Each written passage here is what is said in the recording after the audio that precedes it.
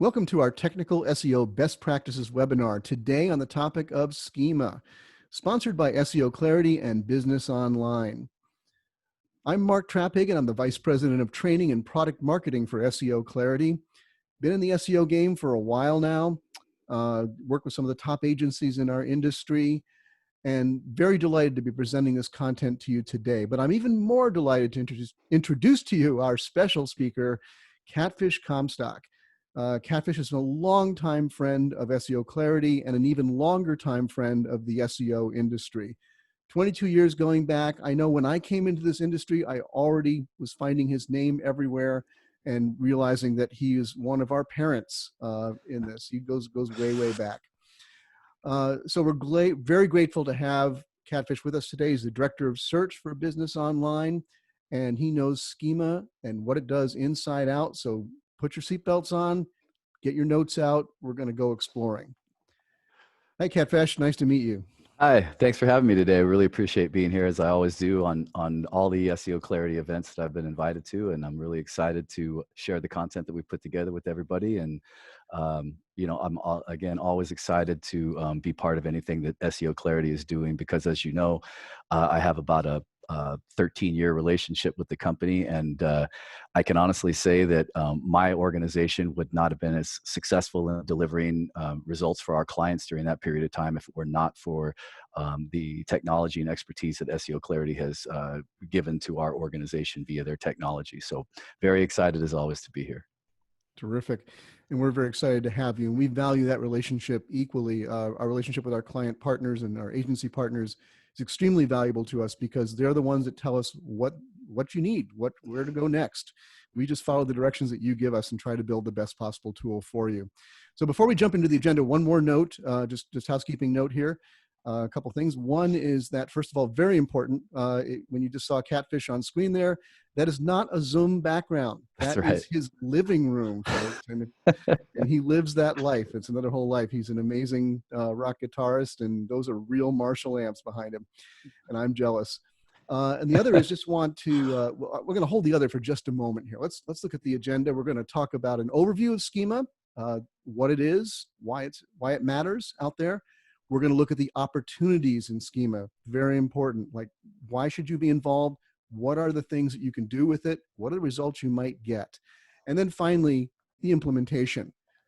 If hopefully our webinar convinces us that you should be more involved with Schema and with structured data, then how do you do that? What's the best practices? What are the ways to jump in and get started or get it more advanced than you're currently doing?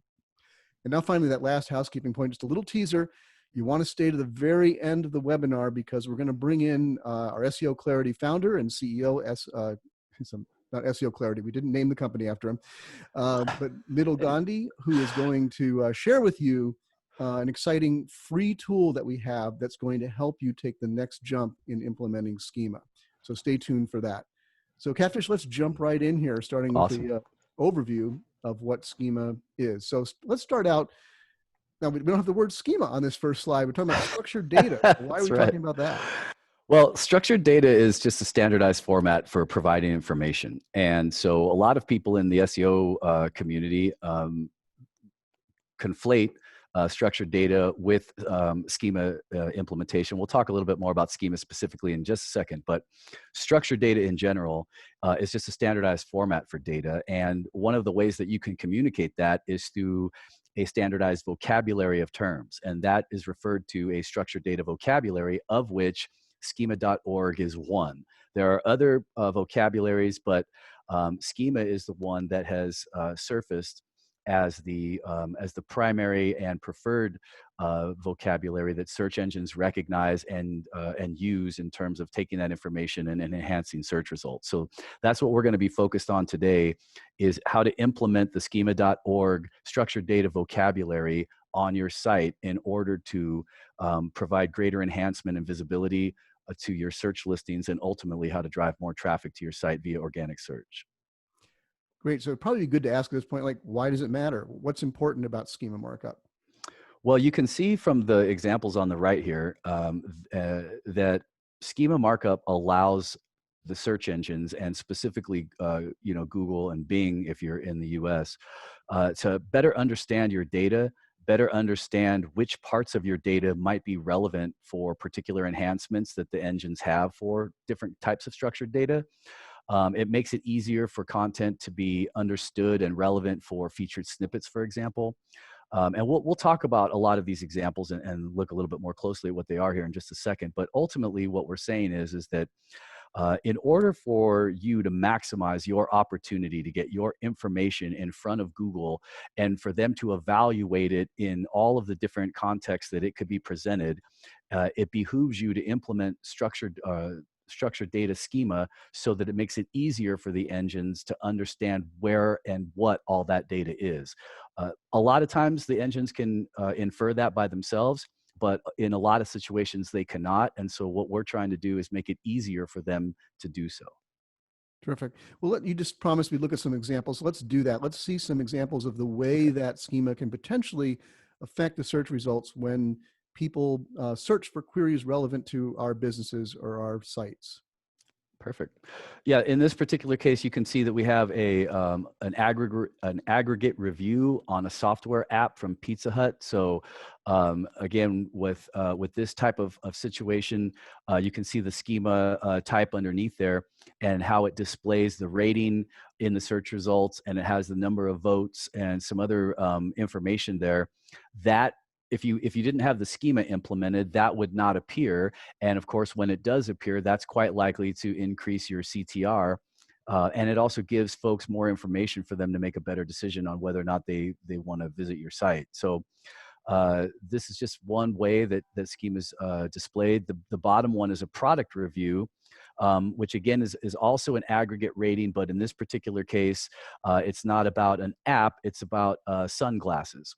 And so there's just depending on, and also you'll see the breadcrumb there as well can also be augmented with schema. So there's a number of different ways if you're selling products that you really have to be mindful on your strategy of scaling schema implementation in order to maximize your opportunity for these kinds of listings. Terrific. Let's look at the next one. Mm-hmm. This is a local map I'm sure everybody's familiar with. And then again, underneath that local pack, you see there's some in-stock information around a particular product having to do with earbuds. Again, an aggregate review is there. These are all the different kinds of ways that that Google takes information and displays it. Now, the review is a rich feature that you need the schema for. You can obviously be featured in the local pack without schema, but again, using the schema information to ensure that Google and other search engines have no questions or inconsistencies in the way that you're treating that your information is a critical reason why you want to implement schema. In this particular case, we've got an event. You can see that the different events are listed there underneath.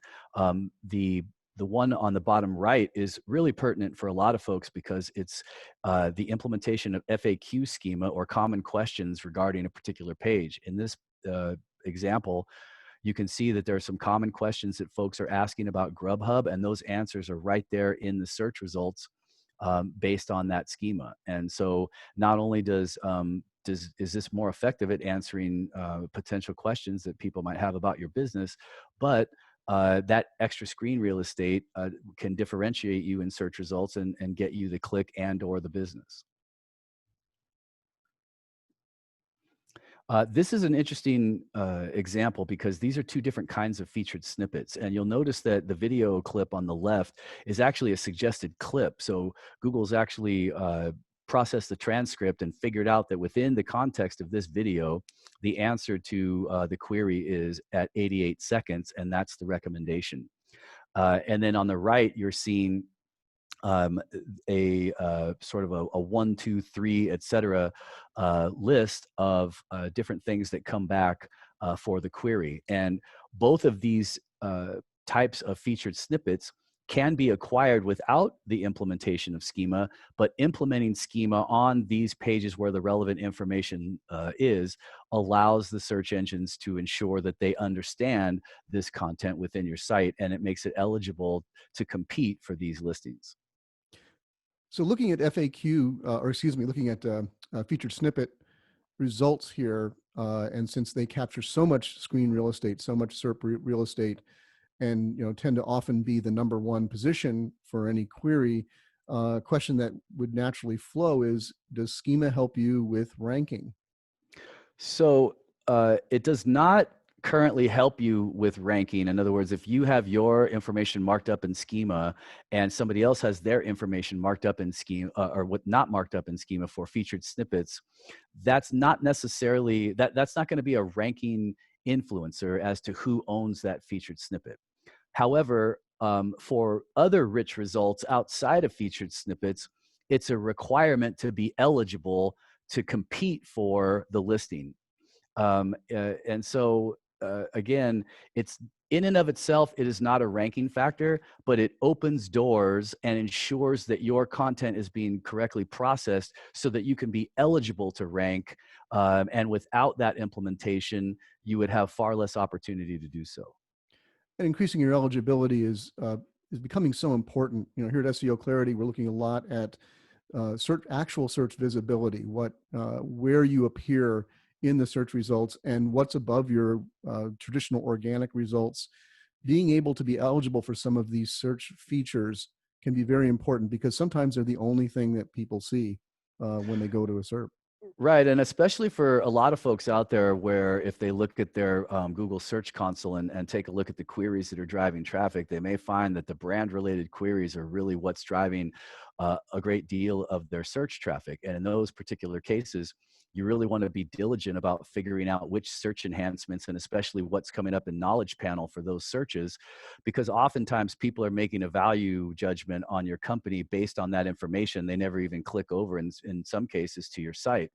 So organization schema is critical for that reason to implement on the homepage of your site and make sure that it's up to date and consistent, so that you're putting your best foot forward for people who are specifically searching for your brand. Great. So we've looked at a lot of advantages of Schema and what it can produce, what it can do for you in the search results.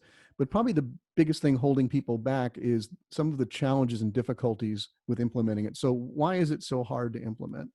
Well, there is a complexity of implementation. So depending on whether or not you're using uh, microdata or JSON-LD, it becomes difficult at scale to implement. And then just the evaluation of what types of data to mark up and how to prioritize that becomes an issue also, especially when you couple it with the fact that many companies don't understand the value yet of what Schema can bring to the table. So because it's foreign also to developers, sometimes it's hard with, especially with enterprise companies, to get traction for their IT teams to implement as a priority, because there's so many competing agendas.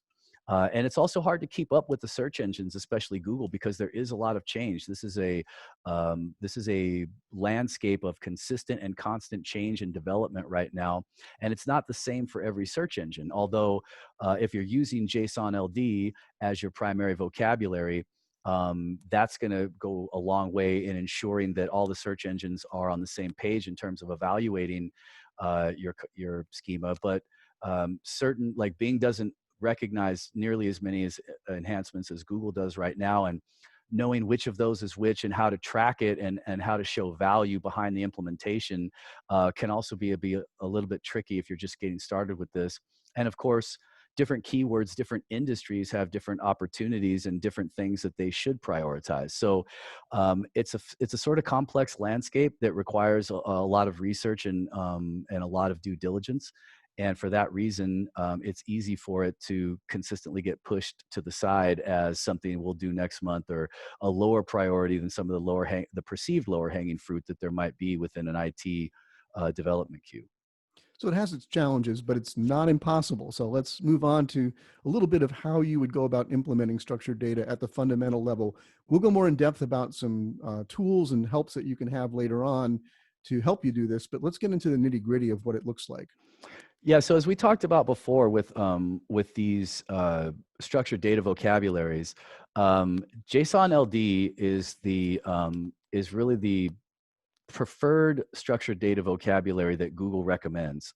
And they also recognize microdata and RDFA, but the future and where Schema is going is really centered on JSON-LD. And the reason for that is because if you look at the microdata example to the top right, you can see that that in order to implement it, you actually have to get into the HTML code and add item scope and item types to div tags and so forth. Whereas JSON-LD is more of a script-based language, and so you can just take that entire script and insert it, make changes at scale, and it just becomes a lot easier to use, especially for enterprise teams on an ongoing basis, and especially as things change and new data types are added. There's just a much greater degree of scalability around JSON-LD. So that's the primary recommended vocabulary right now that we would recommend. Terrific. So since you're recommending JSON, let's plunge into that a little more deeply. Give us a little bit more detail on that. Yeah, I mean, again, the let me take a step back, and because I think I may have misspoke earlier. There is a vocabulary, and then there is a markup format. And I think I just inadvertently referred to JSON-LD as a vocabulary, whereas really it's a markup format. So let me just take a step back and be clear about that. What we're saying is that we have a standard data vocabulary that is schema.org. And there are 3 ways to implement that in various markup formats that Google will recognize. Now, Bing recognizes a few additional formats, but these 3 primarily right there, the JSON-LD, the microdata, and the RDFA, those are the ones that I can't recommend anything outside of that, because of course Google is the largest search engine, and we need to ensure that we're compliant. But the reason, again, that JSON-LD is preferred by Google is because it is easier to scale in terms of what format is easiest to implement. And John Mueller from Google has said as much, that they prefer this format, and they believe this is the future of where it needs to go. So just to be clear, the format that's preferred is JSON-LD. The structured data vocabulary that we're using is schema.org. All right, let's move on to the opportunities, the exciting part here, and get focused, because there's a lot of different, if you go to schema.org, there's a lot of different schema types, a ton of different schema types, new ones being added all the time. Yep. Not all of them are going to be useful to us in SEO, and not all of them are going to be useful to everybody in every vertical or every type of business or for every type of query set. So let's get a little bit more focus now on where we should be looking for the opportunities. And let's start with, what does Google actually support? Yeah, I mean, there are a number of different schema types, as you can see here, that can produce search enhancements similar to what we saw earlier in the examples. There are also different schema types that don't necessarily produce those enhancements directly, but they still influence search results and influence display. So, for example, the organization schema will influence the knowledge panel, but that's not necessarily a search enhancement on, the 10 blue links per page, if you will. Whereas the article schema, that will not only allow you to get certain enhancements, but it will allow you to be more eligible to be featured in things like Google News and things of that nature. So each one of these schema types has its own sort of parameters and set of best practices and expected results. And it's really important for folks to evaluate each one of these in order to see which are most applicable to their business. Now, it's worth noting that these are the schema types that are supported by Google, but if you go to schema.org, there are a huge number of schema types that live outside of this, that at some point Google will most likely adopt, and when they do, those enhancements that they create around those new schema types will then be part of this list. But as it stands today, this is the comprehensive list that Google currently supports, and that has an opportunity, these things, to produce enhancements. Terrific.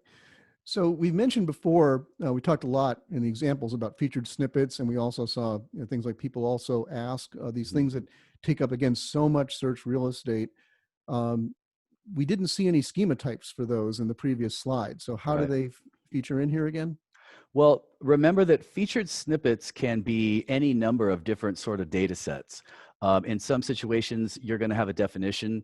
Those are typically produced using FAQ schema. There might be a how-to list. That's how-to schema. You might see a video. You might see an image. There's a number of different featured snippet types. So there's not one schema type that maps to featured snippets. There's actually numerous schema types that map to featured snippets. And depending on the query and what Google thinks is in the best interest of the user for an answer to the query, they're going to choose a different schema type appropriately. So that's why we say, and it's almost impossible, as you know, to understand all of the different keywords that are out there and all of the different potential schema types. So really what you want to do is evaluate your content and try to understand all of the different ways that you can mark your content up with schema that that maps to those various things that we just saw in the previous slide. So it's sort of analogous to a lot of what we do in technical SEO and content optimization, where we're trying to, at the same time, make our site more sensible and useful for our users, but also for the search engines, for them to be able That's to right. understand what our site is about, what's of value there, what should map to different queries. We're really doing that same sort of work here. It's almost like canonical tags, right? Hmm. This is the thing in SEO. The general rule of thumb is if you can avoid letting Google make decisions for you, you're better off doing so. Now they have very sophisticated algorithms that means that they get it right a lot of the times, but in many situations they don't.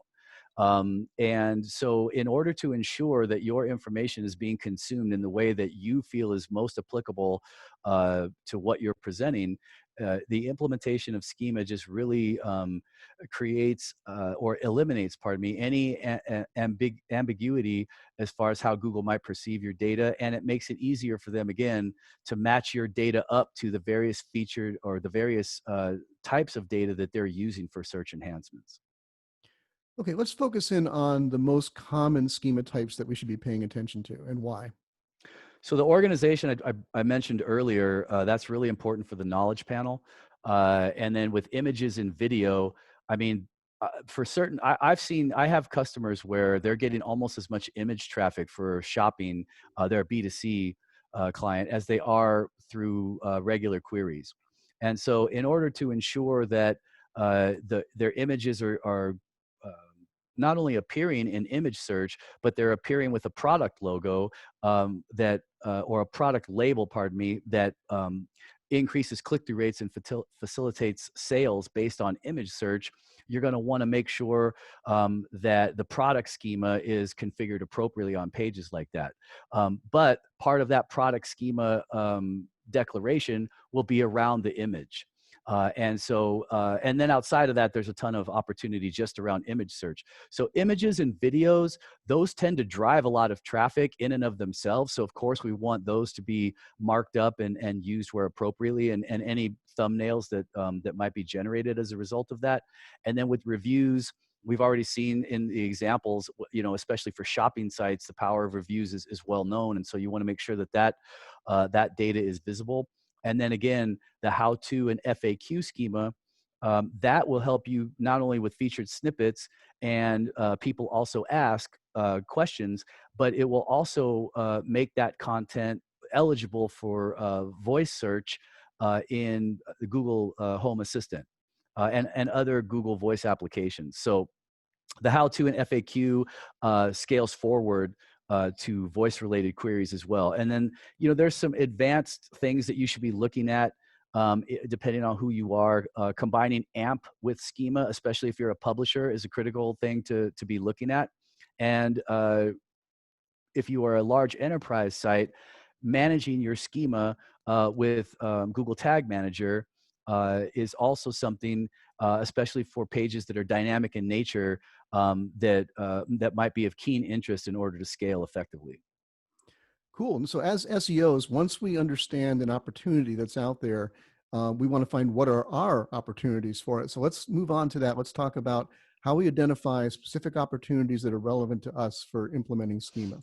Right. So if you're fortunate enough to be an SEO Clarity user, you know that you already have a ranking tool that allows you to scour not only the keywords that you've defined for your campaign, but also all of the keywords that you might be looking at from a research standpoint, and you can identify these various opportunities in terms of potential search enhancements. Which of your keywords are showing listings that have those enhancements, and how many of those enhancements do you currently own versus your competition?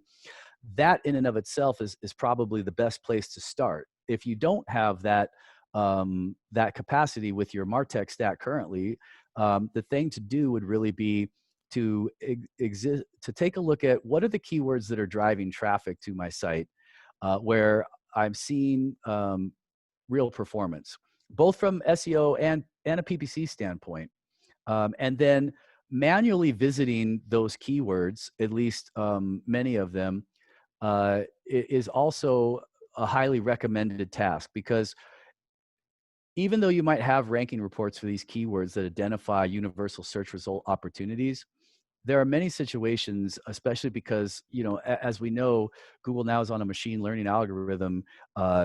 And so really we're at the point where we have almost keyword specific ranking criteria and output. So every keyword has the opportunity potentially of having sort of a different top 10 look and feel, and the opportunities that would be there would be unique to that term. So evaluating your top performing terms to look for those opportunities is the first step. And then also taking a look at your existing content and the content that you have scheduled to be produced, and trying to understand which buckets though that set of content falls into in terms of schema types. That's another way to go about looking at how to scale the implementation of schema across those various types of content. Lastly, you may want to look at if you're an advanced SEO and you understand entities, and you're trying to ensure that you're being associated with various entities, there's opportunities there that you're going to want to take advantage of in terms of prioritizing schema for that purpose. But that's an advanced use case that's probably more pertinent to our next webinar as opposed to this one. So I would say, just for most people, if they don't have SEO Clarity ranking capabilities that will allow them to figure out where these things are, they want to just look at what's performing, and also what types of content do we have, and how do we scale the implementation of schema across those types. Okay, so again, returning to the SEO process, we now understand something that affects, in this case, the appearance of our search results for our users. We know something about how to implement it. We've looked for how to find the opportunities that are particular for us to prioritize where we should implement first. Then the next thing we're going to want to do as SEOs is think about, how do we track performance? How do we show that we've made a difference for all of that investment? Yeah, there are a number of different ways. And of course, you want to start with your Google Search Console, because there, under the Search Appearance tab, you're going to see a lot of these enhancements and the clicks, impressions, click-through rate, and position of those things. And so that's a great place to start in terms of understanding what's working, what's not. And there's another section within Google Search Console that will show you if any of your schema have any errors or warnings based on the implementation. So that's really where you want to start. And then from that, again, if you have SEO Clarity, you can see where are you ranking for all of these things, both before and after implementation. So you're going to want to do a baseline immediately on all your schema types. And then as you implement, understand what that change looks like, so that you can try to correlate any shift in rankings or any ranking enhancements to traffic to the pages that those enhancements point to. And that analysis, of course, is usually done through your analytics platform, which, again, if you have SEO Clarity, is pulled into the data set for your evaluation. So without trying to sound like an SEO Clarity commercial, there are a number of features that the tool offers that allow this type of tracking of success and performance to be much easier than it otherwise would be manually. But you can do it manually, and the first place to start, if you are doing it manually, would be the Google Search Console Search Appearance tab, as well as the specific tabs that are related to the errors and warnings of the schema implementation. Great. So we talked before, we gave some hints about why schema can be a challenge. Mhm. But at the enterprise level, where you work and where most of our clients work, it has some particular or unique challenges. Let's cover some of those. Yeah, I mean, at the enterprise level, of course, there's a high propensity to have multiple platforms, multiple websites, in some cases, microsites. There's a lot of keyword governance issues and who's going to own what. And then, to the last slide that we were just talking about, how do you track that across that landscape and provide visibility to different teams that might be competing for different mind share of the same keywords? So there's definitely a minefield potentially of issues there that you have to work through in order to just plan and create uh, a strategy that's going to be acceptable to all parties. And then, of course, as you're thinking about all that, you have to keep up with, usually in an enterprise level organization, a huge amount of content that's being produced on an ongoing basis. And you have to keep track of where all that is and what it is, and how can you scale the implementation in such a way that it becomes part of the process. So typically what we find is when we start to work with enterprise clients, we have sort of a retrofit, right? Where we have to look at what do they have today and how do we get that optimized with schema? And then what are they producing on an ongoing basis and how do we inject that optimization into the process of creating the content so it hits live immediately with schema as appropriate. And then, of course, keeping it updated, right? Like all of the different ways that schema's changed over the last year and promises to change over the next. How do you keep track of that and make sure you're maximizing opportunity at scale? That's the other thing with the enterprise level clients where it really takes an ongoing strategy and it really takes a consistent evaluation of what's going on in the space to understand that. For example, as you may know, Google just came out with Core Vitals last week, and part of that announcement was that you no longer have to be an AMP page as long as you're somewhat AMP compliant in terms of speed to be considered to have one of your articles considered in the top stories carousel. So those are the types of changes, not that that would necessarily change your schema or your article implementation, but that's just an example of the types of changes that are ongoing and the types of things that you have to be aware of in your strategy when you're thinking about schema and what you expect and what the competition is. So when you're at the enterprise level, any solution or any thing that you're looking to implement has to be scalable. Scalability is critical. Most So let's definitely. move on to talking finally about some of the helps that we might turn to get that type of scalability. Right. Well, I mean, certainly, if you need the support, you can find someone like myself or the company that I work for, or any number of other companies, agencies, if you will, that provide those services, as well as developers who have that expertise. You can bring in just specific SEO consultants to do that same sort of thing. Or there are a number of tools out there that provide some help with that solution. And so in order to give maybe folks a better understanding of what that tool set and that MarTech landscape looks like, it might be a good idea to bring in our extra special guest and a good friend of mine for the past 13 years, Middle, and let him speak about the different tools and the value proposition of what we're doing here Hey, Catfish. Hi, Mark. today. Hey, Hi, how Middle. are you? Good to have you. Thanks for having me. So, yeah, following up on what you were saying, Catfish, there are a couple of really, really good tools out there for marketers who are directly working on implementing schema. One of the key challenges that we've seen, though, with enterprises is that typically the person who's going to build or needs the schema implemented is completely different from the person who's going to implement and work on it. And in large organizations, the versatility and the ability for lots of people to jump on and be able to use the tool, get up to speed about it is super critical. Yeah, So definitely. we built our own. And this is what we call Schema Builder. We built Schema Builder to allow anyone to, whether it be a marketer or a developer, a novice or an expert, to quickly, easily, and correctly add validated JSON-LD schema to any web page on the internet. It could be on their production site, or you can also be on their dev side if it's in their pre-prod environment. And this is the real power of this, is there's a whole bunch of different schema types that we support in it right now. And we're planning to support pretty much every single schema type that Google offers. But it's literally a point and click interface. And it's built to allow anyone to see what exactly are the required elements of the schema type they choose and which ones are the recommended or optional. Just in an effort to make it very easy and get over a lot of the barriers that you talked about with implementing Schema, keeping it updated, or teaching somebody how to actually implement one of these without Well, having to go through the and schema. let's not forget validating code, because anybody that's ever done this that's accidentally put a curly bracket in the wrong place and then spent 2 hours trying to figure out where that is will appreciate what you're saying right now. We're just taking out all of that human error element of it and making it so that it's just point and click and it validates it for you. It's awesome. But this is not all. This is a completely free Chrome extension that is available to anyone. So share it with your colleagues. We're excited about it. But in hand with this, Schema is absolutely an integral part of how search engines and others will consume data.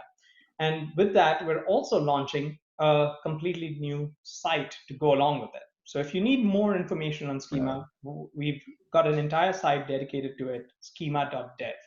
This is built so that you have free tools available to not just build Schema, like Schema Builder, but even to test it. And we have a full API for testing. So you could actually submit pages to the API and get back formatted results you can ingest in your dev processes, and even deploy Schema on your site. This is also free and available to anyone, and we are looking for support from the community for this. So please join the community on support.schema.dev, contribute to our roadmap. We're here to build and give back to the community with this effort. So basically what you're saying is, tell us what you want and we'll give it to you. That's pretty much how it works with seoClarity, right? That's awesome. It does, in fact. So going forward, this is, as I mentioned, the new schema types that Google is introducing and has been introducing are critical to every marketer. No matter which industry you're in, there's eventually a schema that will be relevant to you. In fact, there's a quote here from John Mueller about Google unstructured data, where they say in the near-term future, they do expect more types of structured data to be added. So this is the absolute right time for everyone to get in. If you're not leveraging this, if you are not familiar with this, if you're worried, scared, or afraid of even jumping into this, we're here to make it easy for you. And hopefully collectively we'll come up with a bunch of different things to make it super easy to deploy. And of course, there's also, if you need expertise in implementing this, there's BusinessOnline, Catfish, who are experts at doing this and validating it. So they are available as experts also. Yeah, I appreciate that. We as you know, are an enterprise-oriented SEO company that typically does year-long program management, and as part of that service set, obviously we look to maximize schema implementation for our clients, and super excited about the opportunity to augment our process with your new tool, because to your point, it makes it so much easier for the people who are doing this to just create valid code with a point and click interface. Awesome. Terrific. Well, thank you. And a special thank you from all of us at seoClarity to Catfish Comstock from BusinessOnline for joining us today. Thank you for sharing all your expertise, your experience over the years, and for just getting us excited about this great new opportunity. So thank you for joining us, Catfish. Thanks for having me. And Mark, next time you're in Vegas, we'll have to have a jam session with the gear behind me. My mandolin will be on the plane, and we can do that again. Tell us finally just how folks can get a hold of you and get a hold of BusinessOnline if they want to take advantage of your expertise there. Yeah, sure. You can just go to businessol.com, and that's the website, or you can reach me directly at catfish.comstock@businessol.com. So, if you're an enterprise level site that's looking for SEO services, and you're looking for an agency that can accelerate your growth, definitely do send me an email, and I'll be happy to chat about your situation, and we'll evaluate whether that's a good fit. It's terrific. And for all of you who have joined us today for this webinar, thank you so much for joining us. We hope this was useful to you. We'd love to hear from you about what was best for you in this, what you think we could have covered better. and what you'd like to see us talk about in the future. And there will be more from us and from Catfish Comstock on this topic and more in the future. So be watching for that. Also, if you've registered for this webinar, watch your email. We'll be following up with some important materials, access to the Schema Builder tool that we told you about earlier, and many other things and content that will help get you to where you want to be in this topic. Thank you for joining us, and we'll see you next time on our next SEO Clarity Technical SEO webinar.